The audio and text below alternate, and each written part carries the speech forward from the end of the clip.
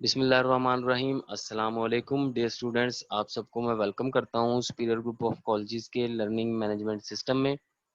Students, last time हमने कुछ facts and figure पढ़े थे हाइपरबोला के बारे में और उसका एक इम्पोर्टेंट टेबल भी हमने पढ़ा था। आज हम एक्सरसाइज करने जा रहे हैं 6.6 हाइपरबोला के बारे में। Find an equation of hyperbola with the given data, sketch graph of each. बिल्कुल सिंपल से क्वेश्चन है। सेंटर गिवन है, फोकस गिवन है और वर्टेक्स गिवन है। आप देख लें, सबसे पहली चीज तो चेंज किस में हो रहा है, एक्स एक्सिस पे चेंज हो रहा है, यानी 6 से 4। तो इसका मतलब जो हाइपरबोला बनेगा वो उसमें जो ट्रांसफर एक्सिस होंगे वो अलोंग एक्स एक्सिस होंगे।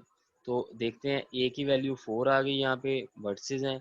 सी की वैल्यू आ गई 6 क्योंकि फोसाई के पॉइंट है। तो C square is equal to A square plus B square, B square is equal to C square minus A square. उसी इक्वेशन से इसको एक्सट्रैक्ट किया। B square is equal to 6 square minus 4 square, B square is 36 minus 16, B square is equal to 20।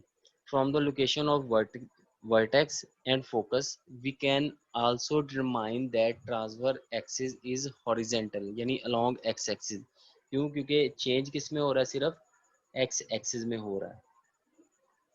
तो required equation of hyperbola x square over 16, यानी जो transfer axis हैं वो पहले आएंगे, x square over 16 minus y square over 20 is equal to 1। और ये इसकी डायग्राम है।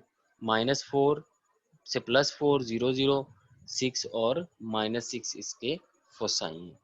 इसी तरह पार्ट नंबर 3 फोसाई है 2 ± 5 √2 और -7।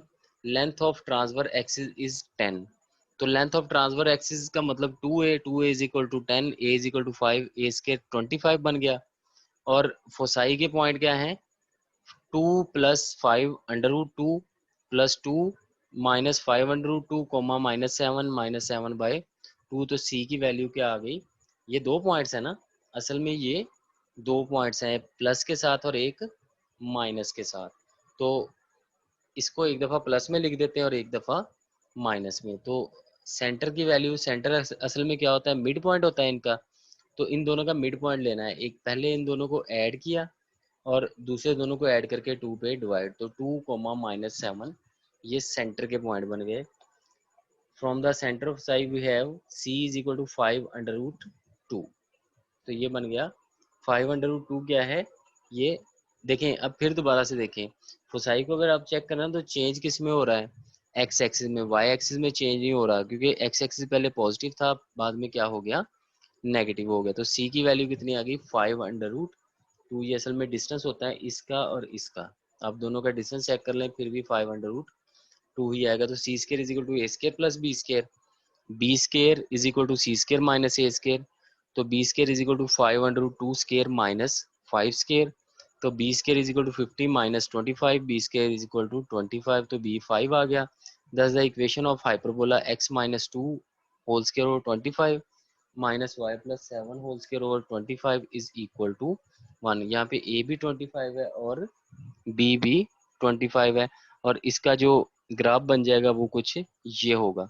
ये सी सेंटर है -2 7, ये फोसाई, इधर भी ये फोसाई, ये इसके जो है ट्रांसफर एक्सिस और ये कंजुगेट एक्सिस। ठीक है जी। नेक्स्ट देखते हैं जी, पार्ट नंबर 5 सेंटर गिवन है 2,2 horizontal transfer axis of length. उन्होंने खुद बता दिया कि ट्रांसफर एक्सिस क्या है, हॉरिजेंटल है।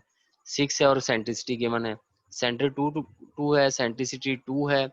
Length of horizontal transfer axis 2a is equal to 6, transfer है ना तो 2a लेंगे तो a इज इक्वल टू 3 आ गया। c is equal to a e होता है, तो 3 × 2 इज इक्वल टू 6, सी की वैल्यू आ गई 6, C square is equal to A square plus B square. अब देख रहे हैं बिल्कुल ए बी और सी की वैल्यूज कैलकुलेट करनी है, जस्ट फार्मूला सारे आसान आसान हमारे पास हैं। B square is equal to C square minus A square, तो B square 6 square minus 3 square, B square is equal to 27। तो इक्वेशन क्या बन जाएगी, x-2, क्योंकि सेंटर के पॉइंट 2 है ना, x - h whole square over a square minus y - b whole square over b square is equal to 1। और इसका जो ग्राफ होगा वो कुछ ऐसा होगा। सेंटर है 2 2, ये 5,2 और ये -1,2 ये इसके फोसाई हैं, वर्टिसेस हैं, और ये इसका ओरिजिन है। क्लियर होगी जी बात। नेक्स्ट देखते हैं जिसका पार्ट नंबर 7, वर्टिसेस गिवन है 2 ± 3, यानी अब ये दो पॉइंट्स हैं, एक 2 और 3 और एक 2 और -3, और एक पॉइंट है 0,5 लाइज ऑन द कर्व, ये हाइपरबोला के ऊपर है। We know that the center of hyperbola midpoint and the line joining the vertices, thus the center is given by using ratio formula। तो हम ए रेशो फार्मूला कर लें या मिड पॉइंट फार्मूला कर लें। First plus first over two, second plus second over two, तो 4/2 coma 0/2, तो 2,0। ठीक है ना जी। यानी इन दोनों का हमने मिड पॉइंट लेना है, वो रेशो फार्मूला से कर लें फिर भी ठीक है, वो आप इन दोनों के मिड पॉइंट वाला फार्मूला लगा लें, यानी पहले दो को ऐड करके 2 पे डिवाइड, दूसरे दोनों को ऐड करके 2 पे डिवाइड, तो ये बन गया सेंटर 2,0। अब thus the equation of hyperbola can be written as y square over a square minus x minus 2 square over b square। क्यों y पहले आया? क्योंकि देखें अब इसमें चेंज किस में हो रहा है, y में। पहले 3 था फिर -3 हो गया, x जो है वो कांस्टेंट है, तो इसका मतलब जो ओपन हो रहा है हाइपरबोला वो अलोंग y एक्सिस हो रहा है, तो x minus 2 होल स्क्वायर और b square is equal to 1 as 0,5 lies on the 1, तो x की जगह y की जगह 5 और x की जगह 0 पुट कर दिया, तो ये आ गया 25/a² minus 4/b² is equal to 1। Also from vertices 2, +-3, a is equal to 3, a² is equal to 9 बन गया, बिल्कुल ठीक है।